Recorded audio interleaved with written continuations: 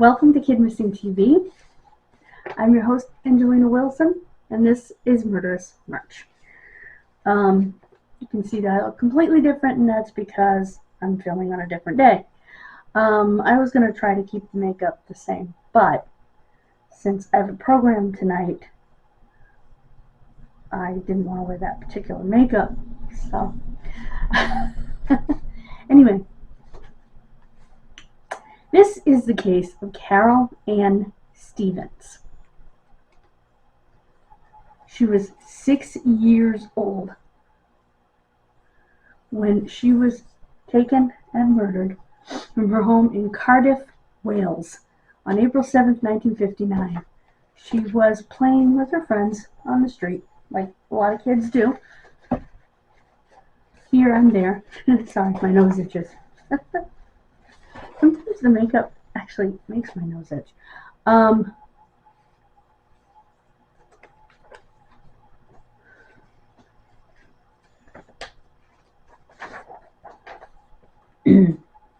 2 weeks later, on April 22nd, is when her body was found in a ravine 60 miles away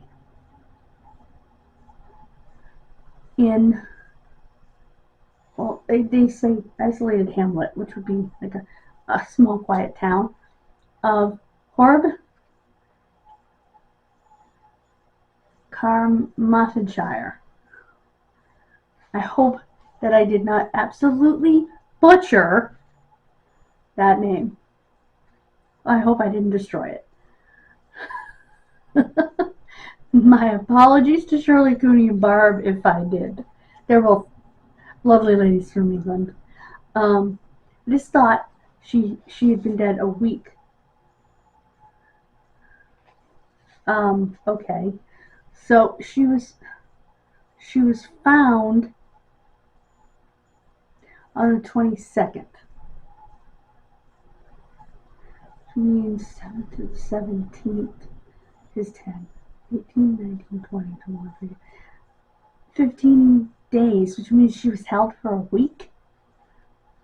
That's what it comes down to mathematically.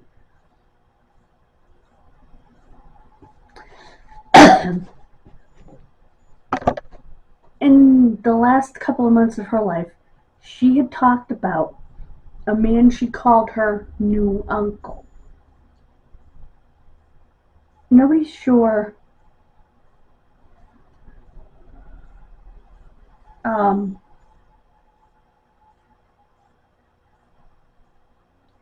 who this new uncle was, but she was seen approaching a dark green vehicle the day that she disappeared. She was noted to have tapped on the window and then gotten inside said vehicle.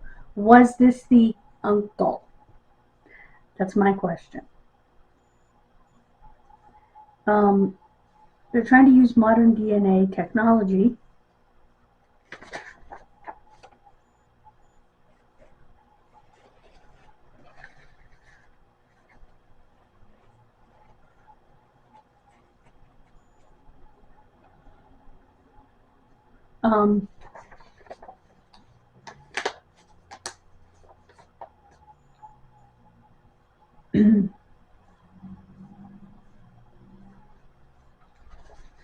now, there was a man who worked for a local chocolate company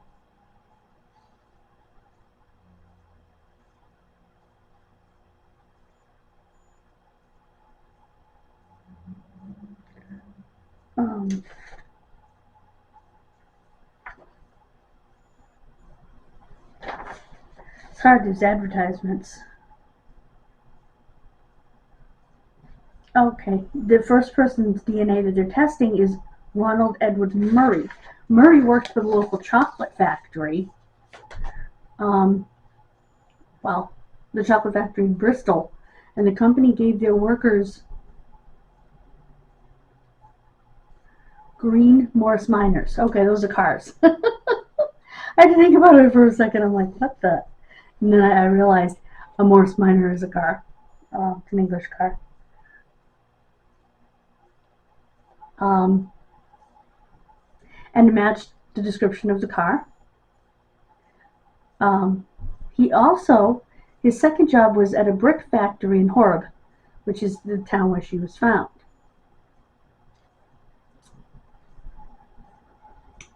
But there was not enough evidence. So they're pursuing DNA. Now this is recent, so I don't know. And I don't know if this man had ever been charged with anything else. Sorry about that. That's my neighbor. But they're saying there's a lot of circumstantial evidence against this man. But not enough to actually charge him with a crime.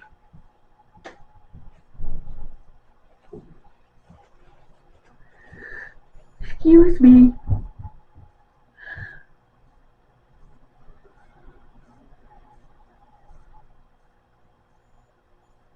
One of the children was wearing a red Indian outfit. Okay. That was playing with her. So she must have been dressed up or whatever. As a little Indian.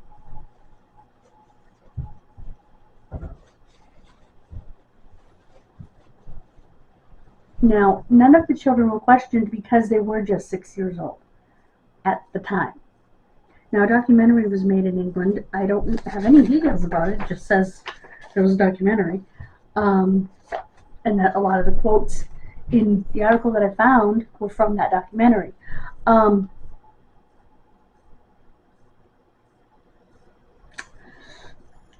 Excuse me. But they may hold vital clues. The police were hesitant to talk to them at the time because they were only 6. And this was in 1959. So today, police would probably question a 6-year-old. Not that. So they need to come forward or be sought out by police to be questioned.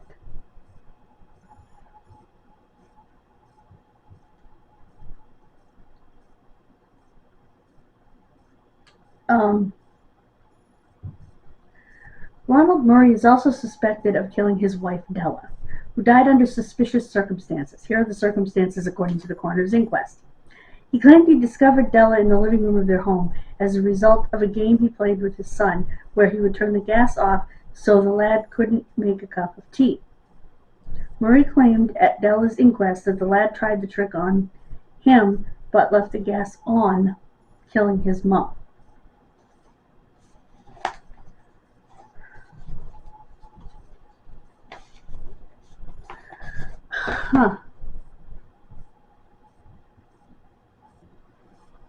I'm wondering about that, because I'm wondering about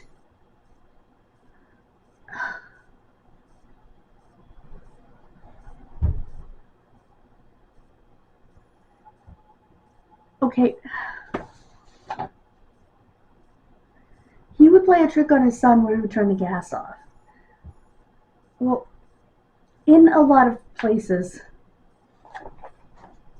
and we had a stove like this at one time, when you turned on the burner, for instance, you had to light the pilot. You had to actually light the burner with a lighter in order for the burner to work. You'll still see that on TV occasionally where some people, the burner lighter to get it started. The actual main pilot light's in the oven and it's on, otherwise it wouldn't work. You'd die of carbon monoxide poisoning if you turned it on and just let the gas leak into the house. Now, in 1959, I don't know whether gas was yet mixed with methyl mercaptan, which is that disgusting rotten egg smell we all think of as gas. It's actually not. Gas is completely colorless and odorless, just like carbon monoxide.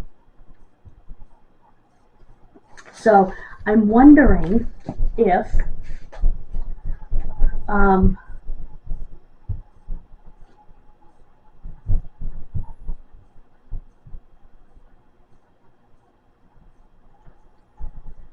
maybe they hadn't started putting it in there yet, so nobody noticed that the kid turned the gas. The kid didn't understand, and maybe turned the excuse me, gas off. I'm just moving this because I want to see something.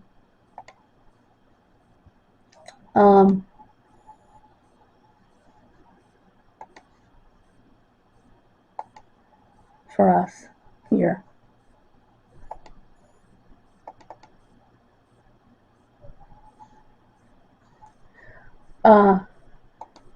To see whether or not when methylmercaptan was first put in gas. You know what? Instead of doing it here, because that's a pain in the neck. I'm gonna do it on here because that makes more sense. It'll be quicker too.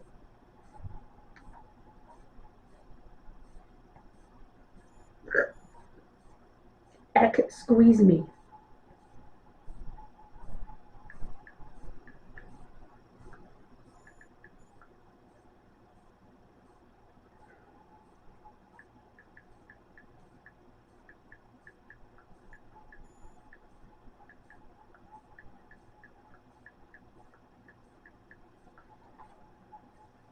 Okay.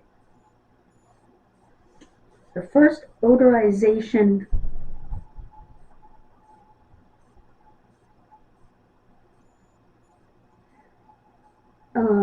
at least in Germany, they started putting odorizers in about the 1880s, but mercaptan wasn't added in the U.S. and I don't know about the UK until 1937 when the school in New London, Texas, went boom. Because there was no smell. They didn't know there was a gas leak. And I think they had already been doing it in the UK, so there would have been a stink. So, I don't know. It has nothing to do with the case except has to do with the suspect, if that makes sense.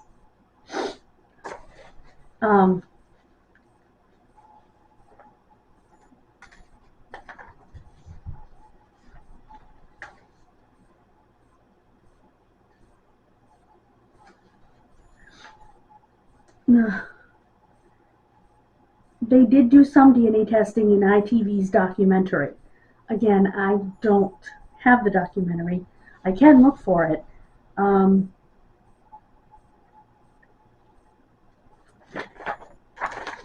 It looks like it's kind of like an America's Most Wanted type thing.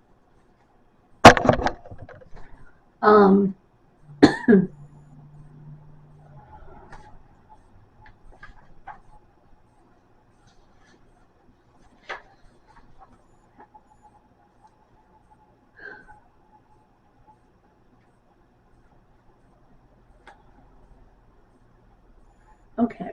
Jerry Blake is one of the leading investigators, but he also holds a deeper motivation behind cracking the case. Jerry was a childhood friend of Carol's. In 1959, I was a young boy, 7.5 years of age, and I was actually in Sunday school with Carol a couple of days before she went missing. He went to school with her. He described her as, quote, an innocent girl, a very chatty girl, a very friendly girl.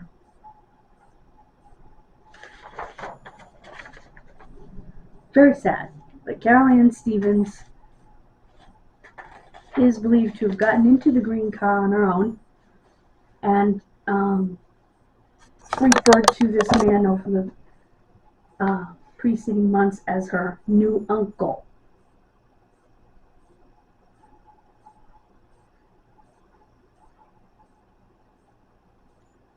It's very sad.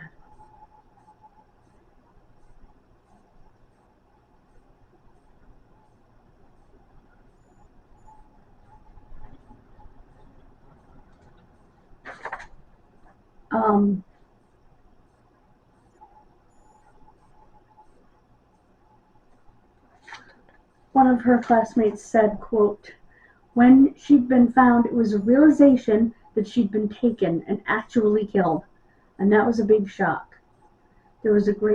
there was great talk about how she was found so far away because it was assumed she'd be found nearer to home. I mean, the talk was, it's awful to talk about it because she was a little girl. Was she murdered in the area and then taken down later? Did she travel all those hours in the car with somebody that she didn't know but obviously trusted on what would have been a 4-hour car journey? Then, back in those days, no motorways, meaning no freeways, no highways. It was just a terrible, terrible thing to a little child. She was in the wrong place at the wrong time. I don't have a phone number for this case because it is a UK case, and most of those I don't have phone numbers for. So, but they're working very hard. I'm going to have to look around and see if I can find that ITV documentary.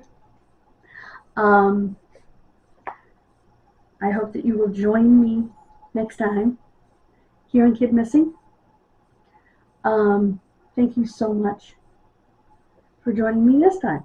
God bless you. Have a wonderful rest of your day. I turned it to the wrong side. That's so funny. Have a wonderful weekend coming up. Although it's Thursday. One can say that.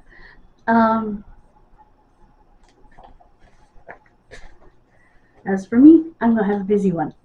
But it'll be fun. Bye, guys. God bless you.